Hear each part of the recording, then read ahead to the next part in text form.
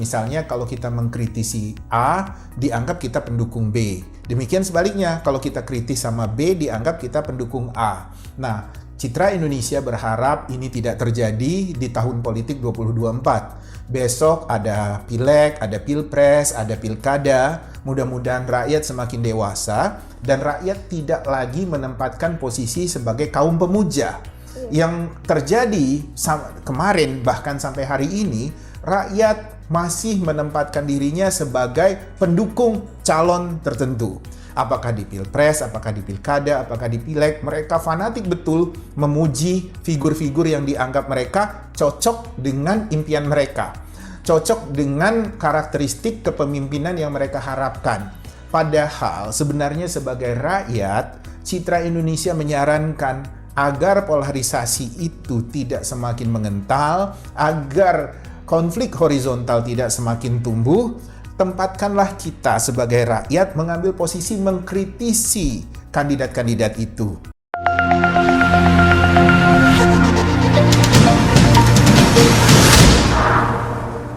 Jadi tak usahlah misalnya baru ada pejabat berprestasi sedikit sudah dipuji-puji gitu. Untungnya buat rakyat apa? Kagak ada gitu. Karena kebaikan hari ini juga misalnya parameternya dia harus diukur, harus diuji untuk kebaikan masa depan. Apakah kebaikan dia ini bermanfaat buat anak cucu kita atau tidak? Apakah kebaikan dia hari ini malah besok malah merepotkan anak cucu kita? Itu juga harus diuji seperti itu. Jadi memuji nggak ada untungnya buat rakyat. Apalagi kalau sampai pilpres nanti kita ribut antara pendukung A dengan pendukung B. Bagi saya itu menyedihkan. Artinya rakyat belum tahu posisi dan kedudukannya. Rakyat masih mau dieksploitasi oleh para elit dan mau dipandang rendah oleh elit. Kedaulatan rakyat itu kalau rakyat berani untuk bicara. Kedaulatan rakyat itu bisa dihargai kalau dia berani mengkritisi. Kedaulatan rakyat itu bisa dihitung oleh elit kalau mereka bisa bersikap. Bicara tentang kebenaran, bicara tentang kepatutan, bicara tentang hal-hal baik itu dengan cara memaki orang yang tidak bisa melakukan tindakan-tindakan yang baik dan punya kualitas moral yang baik. Itu memang harus dimaki. Cuma kan memang tradisi masyarakat kita adalah masyarakat feodal, Mbak Putri. Jadi kita itu memang takzim, tunduk, patuh pada pejabat, pada pemimpin, pada orang yang punya atribut-atribut kebesaran. Jadi kita seringkali apapun yang mereka katakan itu sebuah kemuliaan. Padahal belum tentu itu sebuah kebenaran. Jadi, oh ya, ada thumbnail gitu. Dalam YouTube itu ada seorang tokoh ya, dia beratribut agamawan atau ya semacam itu dengan mengatakan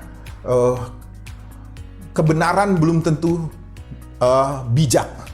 Nah, bagi saya pendidikan seperti ini tidak tepat buat bangsa Indonesia.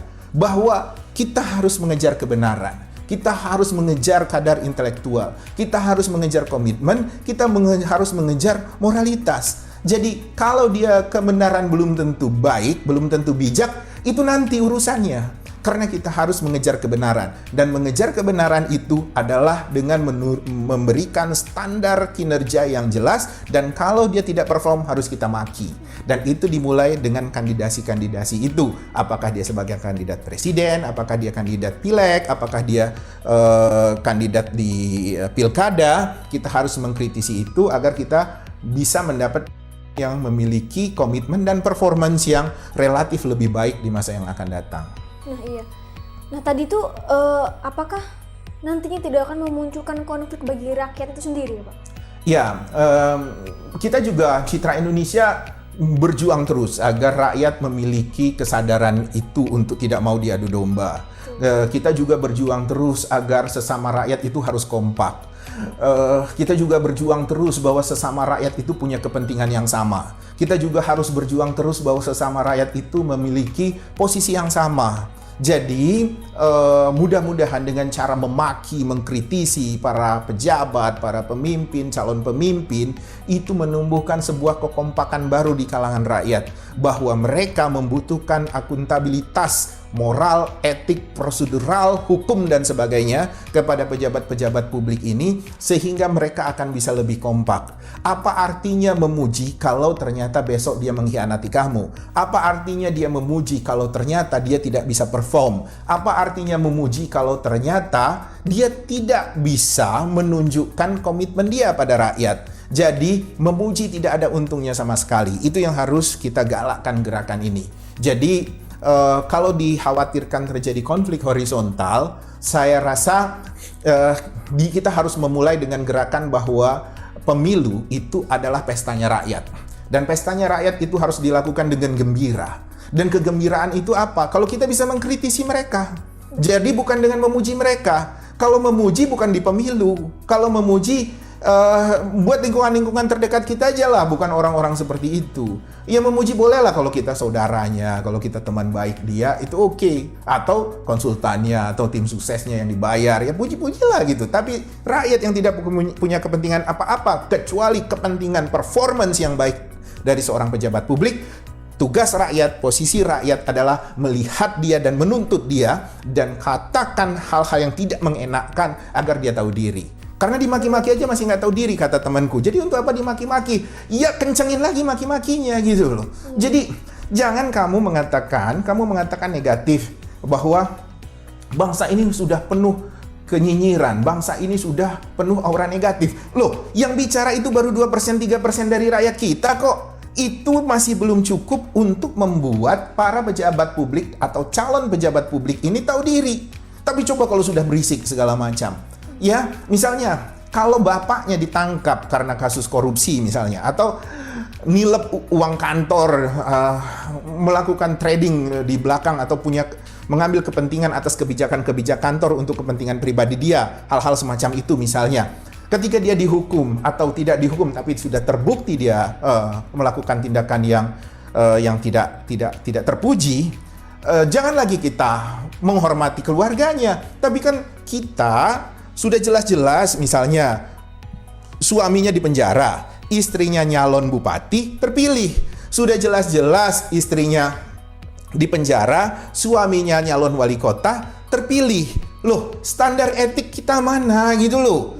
Ini adalah perbuatan yang dilakukan oleh seseorang yang keluarganya sedikit atau banyak menikmati. Kalaupun tidak menikmati pasti mengetahui. Karena itu adalah daily activities yang ada di lingkungan keluarga mereka. Jadi kalau kita masih melakukan toleransi kepada hal-hal seperti itu, lama bangsa kita ini akan maju. Jadi kita jangan pernah mentolerir apapun apabila ada pejabat publik yang tidak perform, dan kita jangan pernah memuji apapun kalau dia masih punya kepentingan untuk mencalonkan diri.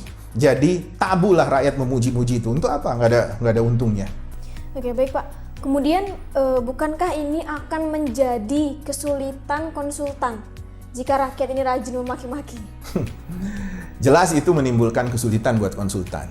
Tapi ini tantangan. Konsultan yang baik, situasi apapun, dia bisa mensiasati itu, dan dia bisa mengantisipasi itu, dan dia bisa mengemas itu, dia bisa mengajak dialog, dan dia bisa memberikan argumen kepada orang-orang yang memaki kandidat dia, yang memaki klien dia. Jadi justru hiruk pikuk rakyat memaki, mengkritisi, itu justru tantangan tersendiri buat konsultan gitu loh. Jangan konsultan mau dibayar mahal, tapi situasi-situasi sulit dia tidak bisa menghadapinya. Situasi kritis dia tidak tahu solusinya seperti apa. Justru konsultan dibayar untuk tantangan-tantangan seperti ini. Jadi keren lah gitu kalau daya kritis masyarakat semakin meningkat, kemampuan konsultan juga semakin terkonfirmasi, semakin tertantang untuk membela kliennya. Jadi tidak ada masalah Mbak Putri. Justru kalau konsultan yang handal itu semakin rame, itu justru semakin